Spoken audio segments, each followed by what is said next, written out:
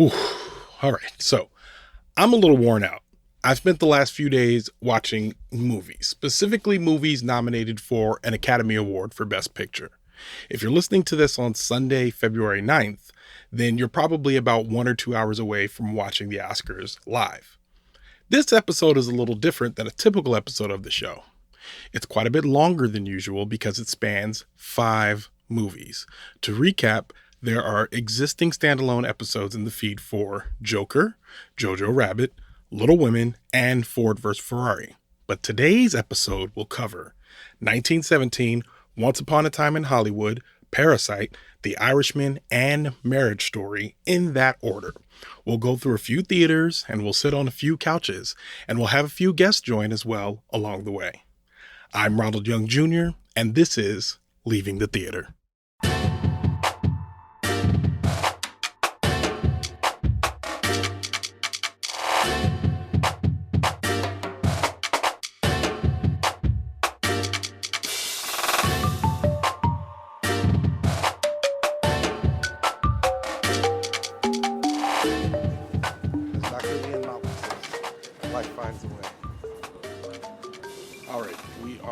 Leaving the theater after the AMC Best Picture Showcase, and I'm here with guests. Say your names. Jeremiah. Cinthya. All right, and we just went through 4 of the Oscar Best Picture nominees. You're already validated, right?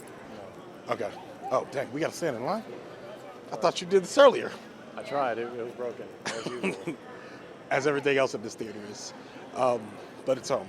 But yeah, so we saw 4 of the 4 of the 9 Best Picture nominees. We saw, thank you, Jojo Rabbit, Once Upon a Time in Hollywood, Parasite, and 1917. So let's work our way backwards through these. Okay, so we just saw 1917. That's fresh in our mind. This is my second time seeing it. What are your initial thoughts? I liked it, but I think, especially compared to some of the other ones now, maybe not as strong. It's really a, how would you say? It's a little flat. Flat? Uh-huh. Okay. It's an achievement in cinematography. Yeah, I agree. So this is my second time seeing it, and I felt halfway through, I was like, did I oversell this? Because I was telling you guys, like, you guys are gonna love it. It's gonna be so good, and I really enjoyed it. But I watched it a second time, and I was like, there's not much story. Yeah, it's not. It's pretty straightforward. I mean, not to jump around, but especially following what we saw before it. Yeah. There was not a whole lot going on. Yeah. But big surprises. like amazing to look at, and from a camera cinematography point of view, like how did they do that? Kind of thing. Like if you're into the kind of behind the scenes, like, camera lighting stuff, absolutely. It's incredible for sure. But it's not as pretty as Dunkirk. Agreed. Because I think that's the one you have to compare this to is Dunkirk. No, that's Dunkirk was definitely a prettier movie. beautiful. Okay, no, I know what you're talking about. This movie was pretty, but I mean in terms of the big sweeping shots that Dunkirk was doing. I mean, we saw that movie in big IMAX. Yeah. So I don't think this would have been needed to see in big IMAX. They had pretty shots, but this movie had better portraits maybe, like where you just had like a shot of a soldier doing something like as they're going along the way. But I agree. I think even amongst the conversation we're having now, we're just only talking about how it was shot. We're not talking about like what happened in the movie, which I think is enough to tell you, like maybe it's not the winner. There wasn't much to it. Yeah. Okay. So I guess we have not too much to say about 1917 other than that. Back down a little. You got to hold it down. There you go. Yep, right there. There you go. Loved how it looks, for sure. Yeah. And I mean, my point of view is like I'm kind of thinking about how they accomplished it, or how they pull off some of these camera tricks. Yeah. But right, I mean. Did you find yourself looking for the cuts? Kind of. I mean, because that's just I look for that stuff by nature anyway. So. Yeah. What would you give it out of 5 stars? I would give it a solid 3.5. Yeah, I'd say somewhere around there, like maybe a 4. Okay. Just, yeah, because I would be very surprised. I don't even know what's nominated for cinematography, but if that doesn't win, I would be pretty shocked. I think it is quite an achievement. I'd have to look at what the other nominees are, but I'm pretty sure that this was the best bet for cinematography. Sure. All right, well, let's skip back one. I see what you're doing. Yeah, because I think so. We saw Jojo Rabbit, and I already did a review on Jojo Rabbit, so I don't think we need to talk about it again. I think you guys, we saw another movie after Jojo Rabbit called Once Upon a Time in Hollywood, which was the Quentin Tarantino film. So I didn't like it. I think it's going to be one of the first movies on this review podcast that I would give a 1 of 5 stars. Ooh, wow. Yeah, I really did not like it. I was disappointed it being a Tarantino movie. It wasn't. Like It wasn't a Tarantino movie. Yeah, It was 2 hours before we saw him.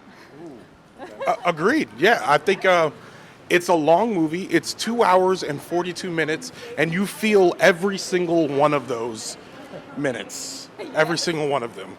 From beginning to end. Yeah, that's fine.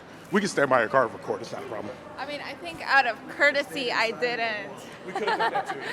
I think out of courtesy, I didn't take out my phone to check the time.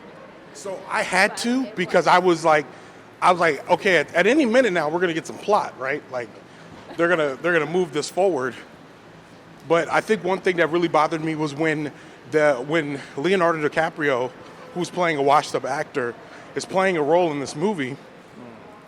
And at one point, in a movie within this movie. yeah, and at one point, yeah, in this movie, and inexplicably, they decided to spend a lot of time with him just acting in the movie, and it didn't really have a payoff later. It didn't really hang on to anything. And a lot of the movie is that. It's a lot of wide scenes that you think are going to lead somewhere, and then they never really do. Right. You would think that this is all set up for something. Yeah. But doesn't feel like, at least, that there was any real connection or payoff once we get toward the end. Agreed. I think setup and no payoff is how I would describe this.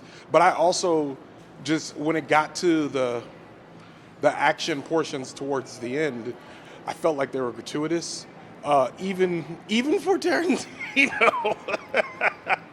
Yeah. Even for Tarantino, which I think scored the movie a little lower for me. Well, yeah, I wasn't thinking gratuitous, but it was just, I think, such a contrast to the kind of drab first 2 hours. And that, for me, that's like quintessential Tarantino, is some just crazy but very stylized action and even violence, and also very, he has a very peculiar way of doing dialogue, very witty and wordy, very vocabulary, if that's a word. And that just wasn't there either. So without those two things, it just really didn't feel like a Tarantino movie. In terms of Tarantino films, Cinthya, where would you put this? It doesn't feel like his. Yeah. Because I thought I was not gonna like the movie because of him. Because some of his movies are just too much for me, and I was just so bored. I was like, oh, what happened? It's was he trying not to be himself? Mm-hmm. And then it's 2 hours into it, it's a little bit, but that's all. So rather than this movie being too much for you, it wasn't enough. Yeah, exactly. Yeah. I like that. All right. Well, I gave it 1 of 5 stars. What would you guys rate it out of 5? Probably 1. Wow. Dope. I might say 2, 2.5. 2.5 is 50%. I don't know. 2, That's maybe kinda high, around bro. 2. Just because. I don't know. I just don't see. I struggle to see the point of it. Would you watch it again? Not anytime soon. That's what I was gonna say. I rate a little bit with would I like to see it again? Even if I didn't understand it or to clarify, no, I don't care. I mean, maybe the only thing is if I went and read about the Manson Ranch thing or whatever that was, because I know nothing about that right now, or even after watching the movie. So maybe if I watched what actually happened, or read about what actually happened, and then go back and watch just to see what he tried to play off of that with, maybe. But that might be the only reason. You know what I just realized too? Something I didn't like about this movie: cameos for cameos' sake. Like there were cameos that meant nothing in this movie. I mean, people just popped up, and I'm like, even the Dakota Fanning one, I was just like, that meant nothing to me. And I love Dakota Fanning. We've watched her entire career. I'm like, wow, this means nothing to me. I think they just wanted her to cuss. Like I feel like Quentin Tarantino was like, yeah, I'm gonna get Dakota Fanning to say something real. Exactly, yeah. So okay, so we all agree 1 of 5 stars. All right, so let's go into our third movie. There's some strategery here. Parasite. I don't want to go first. Which of you has a strong thought about Parasite? I don't want to sound like I'm influencing anyone's opinions here. Yeah, let's start with Jeremiah. Okay. Yeah, I mean, I liked it. It was especially unique and fresh this year among all the nominees, and maybe even for several years. Like, we have not seen anything like this being nominated for Best Picture. I don't know if it's just, that it's sort of a Korean film, just a different vibe or flavor, or it was just a different year and everything else just didn't feel as special. But it was just something very different. I was engaged, front to back the entire time. Very solid. I liked it a lot. Agreed. Cynthia? I think that's the winner. Okay. Yeah. Yeah, I agree. I think not only is this movie the winner, I think everything you said is 100% true. It's a movie that we've never seen before. And I'm sorry, it's not a movie we haven't seen before. We've never seen a movie like this be nominated for an Oscar. There you go. And this one it's a thriller if you like thrillers, you're going to like this movie. Right. And it's a thriller among thrillers, but even as a thriller, there's portions in it that aren't just, wrought or dramatic for drama's sake. There's a lot of times where they're just giving you long pieces where they're having discussion, and you're supposed to, glean little pieces from that. It's not them just, there's a lot of these prestige movies that have a point where they'll pick up the script and kind of just state to you the mission statement of the film through the script, whereas this kind of peppers it in there in a way that you kind of get it. And everything from the fact that they live in a semi-basement, parts of it that are underground, parts of it that are above ground, all of that. And those layers, I think, are so rich. I feel like it's important not only for a movie like this to be nominated, but to be head and shoulders above all of its peers that have been nominated. I feel like obviously this one is at the end. But you mentioned earlier that you think there might be some issues with the fact that it's a Korean film and that people had to read it. Yeah, I mean, that's not for me personally, but I do think it is a thing. Like, there are people that just can't get past having to read the movie. It's either, they just, they don't like to read, or it's kind of a distraction. They can't watch the movie, watch the performances, watch the scene. They're having to look down at the subtitles. So that may have a real effect in terms of, people who vote, or just, people's enjoyment of it in general. But for me, it's not a problem, and I liked it. Cynthia, did you feel like the captions took away from watching the performances for you personally? No, I think it survives that. I mean, and being a bilingual person, I think, your first grab may be by the whole experience, and then you can, go back and, look more for the details, the visuals, whatever. But I mean, we were snoozing with the first two movies at some points, or a lot of points. And then with this one, it was like, no, never. It was interesting, and I think we all felt a little bit personally engaged, or oh man, I would not like to live there, or oh, how cool to be there for one night and enjoy, have the life but are they gonna find them? Yeah. So you get really engaged instead of being snoozing the whole time. Yeah, I think the contrast between, we went from Jojo Rabbit to Once Upon a Time in Hollywood to Parasite.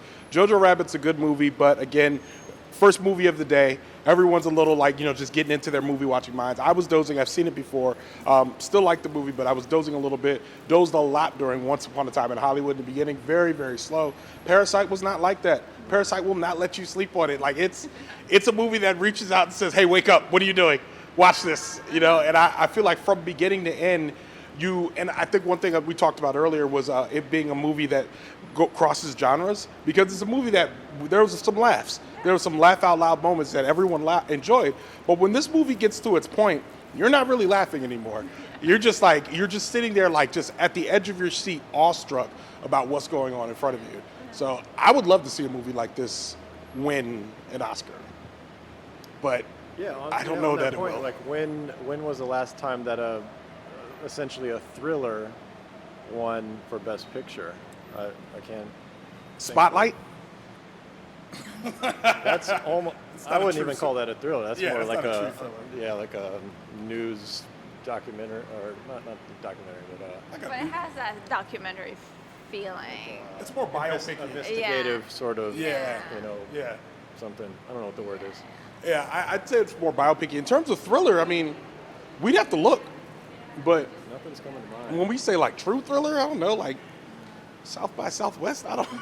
You'd have to go way back. I think the other options are, we haven't watched two of them from Netflix, but from what we've seen, I think any other option would be a terrible option. Not that the other movies were terrible, some of them were, but this is like a clear, good movie. Yeah. Like, this is good. Well, pretty easily this weekend, the four we saw this weekend trumped all the three from last weekend. Yeah. Like, it was pretty clear. Like, so we've been doing this how many years now that we come to see the Best Picture nominees? What was your first year? I came like 2 years after you. I came 2010, and then 13, 14, on and on. So I probably started in either 12 or 13. Yeah, this is my 10th time. Okay. Yeah. Yeah, I think in terms of, so if you go, like you said, we've come to a lot of these. We typically, I'm never great at, I'm good at picking my favorite. I'm not good at picking a winner. Like I found, but then I realized that there's a lot going on that I don't know about. Yeah. But I still trust my judgment to say that movies like this are the best one. But in terms of a winner, I'm confident that the winner's going to come out of only the four movies today. Sure. Exactly. Not Netflix, not last week, only the four movies today. Out of one of those is going to be and I would venture even further to say that these four movies are going to get the most awards. Yeah. Yeah, a lot of room for the technical awards in this weekend. And that's what I was about to lead up to, is that, when you watch all, however many, 7, 8, 9, 10 nominees all together like this, you get a good feel of which ones are just not going to win. Like, since they expanded the field from from 5 to 10, you just know like there's some in there that just have no shot. And last weekend, those were the ones for sure. Yeah. And so this weekend it was a good solid field. And I think for the three of us here, Parasite definitely stood out. A lot of Joker fans are going to be mad at you for saying that it has no shot, but I agree, no shot. Well, we can do an episode on a second episode or in-depth episode on Joker later. Absolutely can. If you, I think in general, I'm hoping it's Parasite. I'm hoping that the dichotomy or whatever is broken, and that today it's Parasite. But I guess we'll see when we watch the Oscars. So yeah. With that, we're back to my car. I will read the credits later, but thanks, guys, both of you, for being on the show. Thank you. All right, thanks, Ron. All right.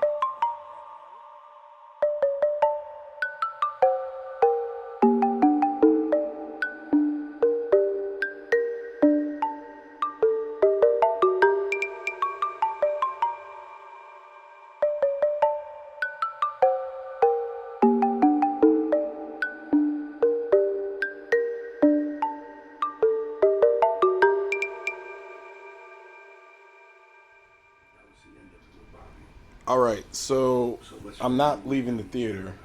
I'm actually sitting on the couch here with Molly, and we're doing a leaving the theater first, which is we're going to review this movie while it's still on. We're watching The Irishman, and it's on right now. But it's been on for 1.5 boring hours, and it has an hour and 58 minutes to go. And I don't want to watch this movie. It's so boring. Yes. I just asked you to go leave and watch it somewhere else. Yes. That's how much I don't Yes. want to watch it anymore. Yeah. Molly asked me to leave her home and watch it somewhere else so she can stop watching it. It's on right now. I don't like it because it's everything that Scorsese already does. And I feel like, here's my thing. So I don't mind reviewing it after this far because most of the other movies I've watched have all been about maybe 2 hours, 2 hours, 10 minutes, an hour and a half, anything like that. We're about an hour and a half in. This movie has another full-length features length of time left. The nominations it has a nomination for Al Pacino for Best Supporting Actor and one for Joe Pesci for Best Supporting Actor. I'm not interested in finishing this movie. Me neither. I feel like we get it. Like it's VV slow. Yeah, I think it's a mob movie and Jimmy Hoffa's in it and the acting is not really impressing me. Like the story is hard to follow. Maybe it's easy for somebody else to follow. I don't know. And I see Rotten Tomatoes. I know I may be going out on a limb here. I give it 2 or 5 stars. Yeah. I mean, it's not like some things about it, I guess, are well done, but it hasn't captured my interest at all. So 2 or 5. One thing that got me in the beginning was like it starts off with Robert De Niro being really old. Yes. And then it flashes back to him being like still kind of old. Yeah. And then it flashes further back to him being like I know, you've been digitally very confused about his age this entire time. Yeah, I don't get it. They keep flashing back to when they're supposed to be young, but they look so old even when they're young. And I don't know if that's because of the digital altering going wrong or because they're supposed to look like at a certain age. Yeah, I don't know. It's on right now. It's like it's still on in the background. Like, but it's so not interesting. I don't know why everybody liked this. How did y'all watch this for that many hours? Yeah, it's a lot of time to dedicate for something that is not that interesting. And then to say that it's good and say it's nominated for an Oscar, and then you talked about Uncut Gems. Like, we both saw Uncut Gems. So engaging. Fantastic so movie. So exciting. Yeah. So good. At the very least, you can nominate Adam Sandler's performance. Yeah. But you don't even get that. Oh, now they're shooting up a car. Sorry. That's happening in the background. Yeah, like you don't even nominate Adam Sandler's performance. But I think that movie was better than what I'm watching right now. Yeah, no doubt. I don't know.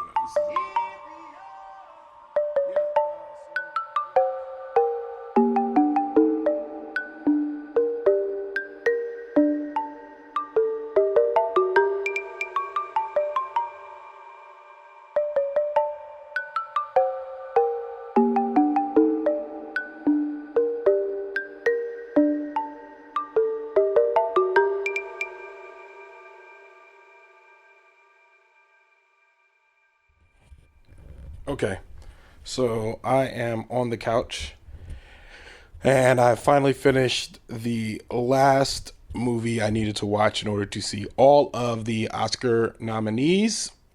A Marriage Story on Netflix, and I think it was good. It was, I'd watched half of it, and then I stopped because I felt like I wasn't mentally in the space where I could really watch this movie. So I, stepped away from it for a while. And then recently, I wanted to watch everything. So I came back to finish it. What I found is that this movie is largely performance driven. It is largely performance driven. Of course, with Scarlett Johansson and Adam Driver playing the title roles. Or not the title roles, people in a marriage, I guess, but playing the starring roles, the lead roles. Oh man, this show is much different when I'm on the couch versus when I'm actually walking.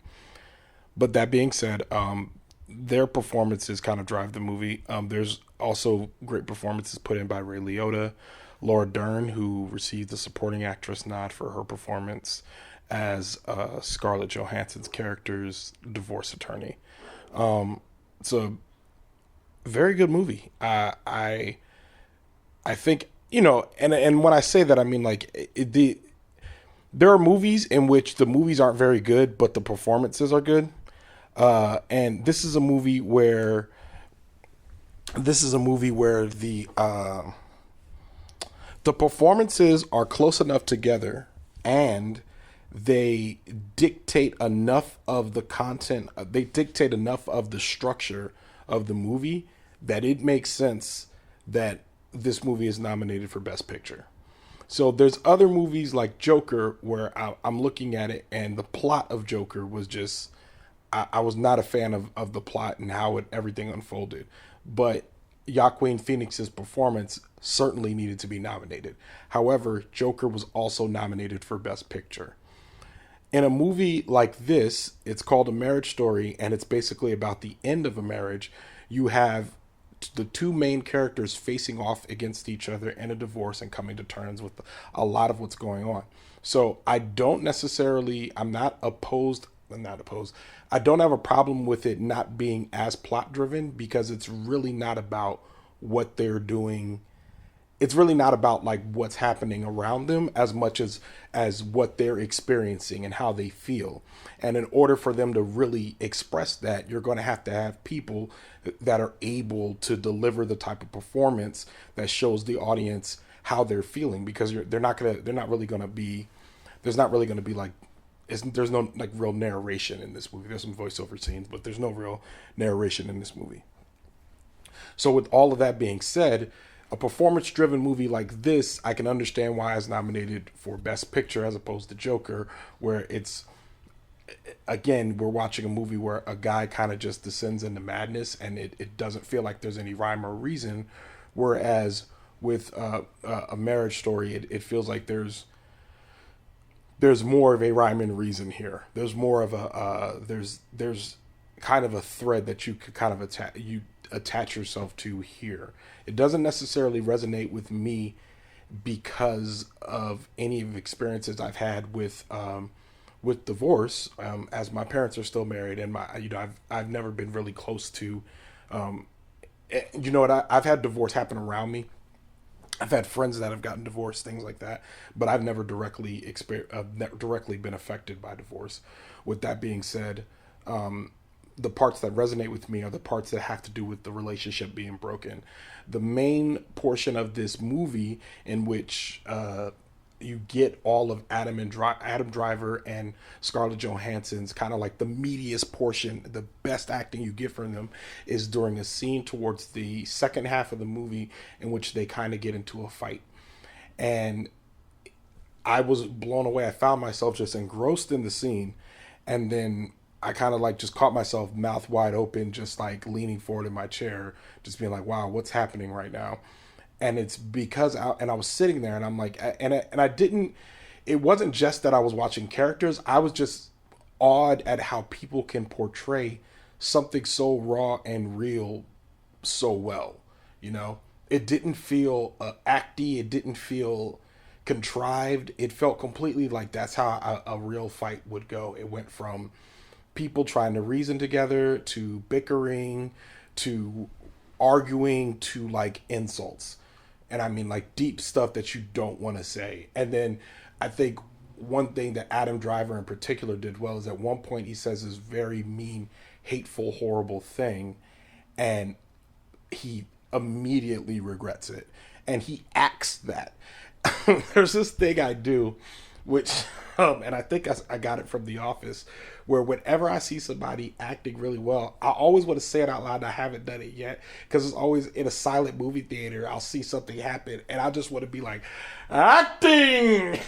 Whenever I see somebody do something really good with their face, especially when it's a face thing, when it's like all the acting you did was in your face, and I can read it clear as day. I just want to yell, acting! And that's exactly what Adam Driver, and both him and then Adam Driver did it, but then also Scarlett Johansson must be the queen of like filling her eyes with tears before one drops. We're just filling them with pools of water, and then they overflow, which is like the part of crying. Like whenever you see your friend's eyes well up with tears, you're just like, oh no no no no no no no no no no no. Like that's. But if you can do that well, that's acting. That's like just fantastic. And I think they both pulled off the emotional hardships of a failed relationship, or of a marriage that's reached its termination. You know, they pulled those parts off very well. They both deserve the nominations that they got. I'm satisfied with this movie being nominated as a Best Picture. Now that I've seen them all, I could see where it fits along the spectrum. So yeah, from here, I think I'm going to go back into the studio, and then I'll talk about my rankings of the films, and yeah, that'll be it. So stay tuned.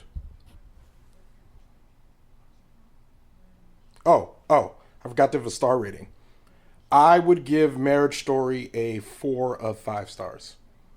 4 out of 5 stars. And I'm surprised at that rating myself.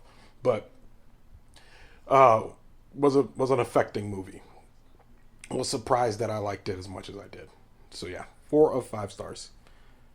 Be back with my rankings.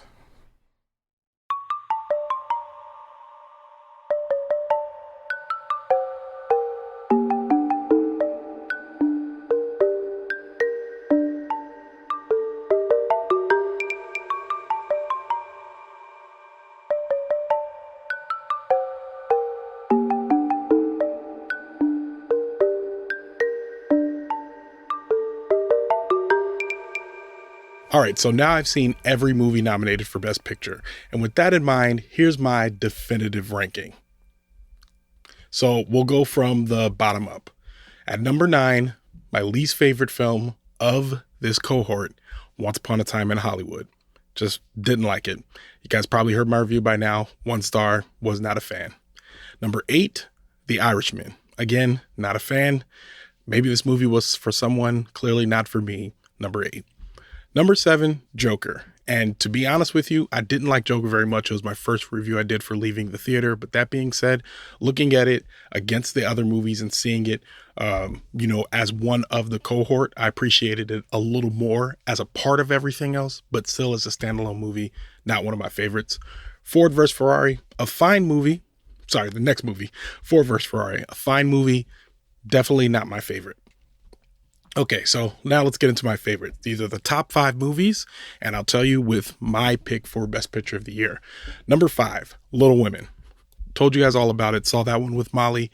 Made me feel really warm inside. Good, cute movie. Quaint. Had some issues in the beginning, but when it got to the end, I really enjoyed it. Number 4, 1917. No real complaints about this movie. Wonderfully shot, well acted. For a war film, I thought it did a great job of not just being about, the glory of victory or just it was really just telling you a story in war, which I really appreciated, both the storytelling style and the cinematography. It will probably win an Oscar for its cinematography, if not win also Best Picture. Number 3, Marriage Story. I was surprised at how much I liked this movie. When like I mentioned before, I took a break. When I got to the second half, I was surprised by how much I really enjoyed this story going for the rest of it. The performances were great.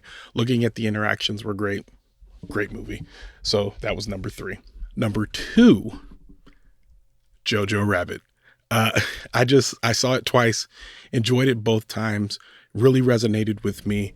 All of the same things apply about the story itself, about the acting, the story, all of that. Really enjoyed this movie. Will definitely stand the test of time. Would definitely recommend to others. Great movie. And I guess that leaves number 1, Parasite. Brilliant, brilliant, brilliant, brilliant film.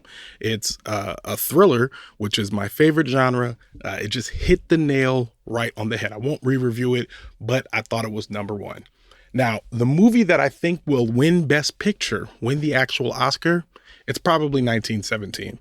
It's been cleaning up in all the other award shows, and it seemed to be one of the buzziest films of this award season, next to the movie that I hope actually wins, Parasite. I'm really hoping that we can pull a Moonlight this year and just upturn the apple cart, turn it over, whatever you do to apple carts. And I really hope Hollywood gets this one right. And if they do, I would be completely blown away. And that's it. Enjoy the Oscars if you're listening to this before the Oscars. And if you're listening afterwards, you can tell me if I was right or wrong. But in the meantime, let's go back to Molly's couch to see if I can recite these credits from memory. Leaving the theater. Oh, I gotta do credits. I forgot I had to do credits. Oh. You don't have them memorized yet? I kind of do. Let's see if you can do it off the top of your head. Off the top of my head? All right. Yeah, let's try. Leaving the Theater is a production of ohitsBigRon Studios. Mm-hmm. Theme music by the mysterious Brickmaster Cylinder. Mm-hmm. You could find out more about this show and other ohitsBigRon Studios shows by following me on Instagram and Twitter at ohitsBigRon. That's at ohitsBigron.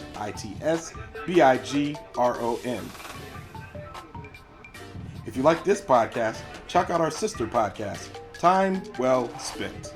I want to thank my guest, Molly, for joining me for this. Thank you for having me. Thank you for coming to my couch. Leaving the Theater will be back soon. Actually, it'll be back really soon because I got to review 1917. Well, yeah, we'll do all the rest of them tomorrow.